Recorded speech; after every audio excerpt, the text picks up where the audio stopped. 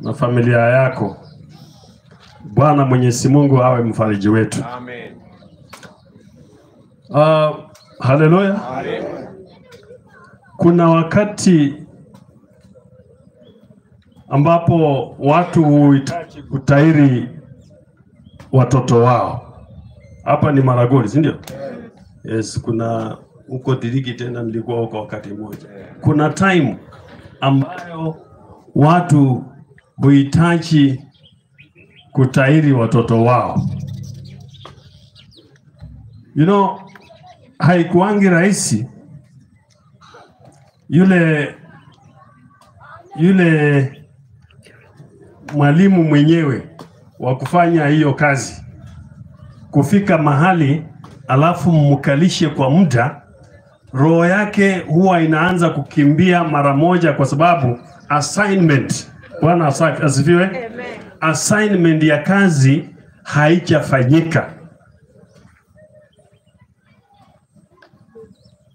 So wakati niliingia hapa na priest akaniambia you will speak, nilikuwa nikingojea kitu ambacho tunaita timing.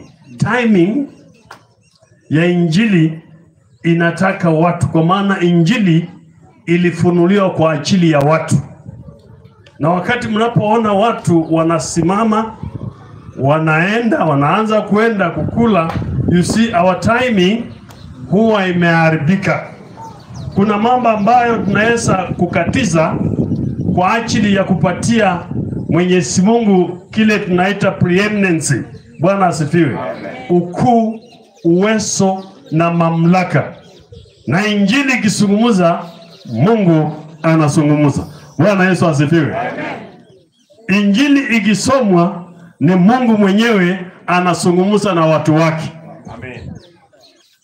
Hiyo ndiyo maana Yesu Kristo alikuja ulimwenguni ili atufundishe mapenzi ya Baba. Bwana asifiwe. So leo ikiwa ni siku ya Ijumaa, nataka kuendelea na somo ambalo nilikuwa nikizungumzia jana kuhusu stages in life. Bwana asifiwe. Viwango katika maisha. But leo nitazungumza katika mtazamo mwingine.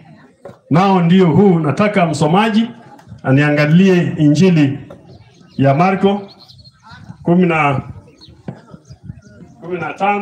mstari wa 30, Mungu akipenda. Amen. Kama umepata ni asante, kama hujapata niendelee. Na ilipokuwa saa 6, palikuwa na kiza juu ya nchi yote hata saa 9.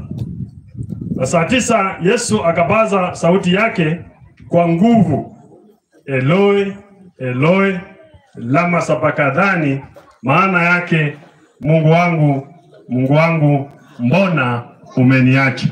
Baba, katika jina la Yesu, wewe ndio unasema katika sehemu hiyo kwamba ulipotukia masaa ile ya saa 6 mpaka saa 9, Yesu alipaza sauti kwa sauti kuu akisema, Mungu, mbona umeniacha? Kwa Yesu naomba nikiamini. Amen. Bwana Yesu asifiwe. Hiyo ni sehemu ambayo mmoja wa mitume, hiyo ni sehemu ambayo mmoja wa mitume au wanafunzi wake Yesu Kristo waliweza kushuhudia ilipotia Kristo kwenda kwa msalaba kwa ajili ya kunikomboa mimi na kukomboa wewe. Bwana Yesu asifiwe. Katika stage, kiwango cha kwanza katika kuzaliwa kwa Yesu, Biblia inatuambia ya kwamba aliposwa kwa uwezo wa Roho Mtakatifu. Haleluya. Hakuweza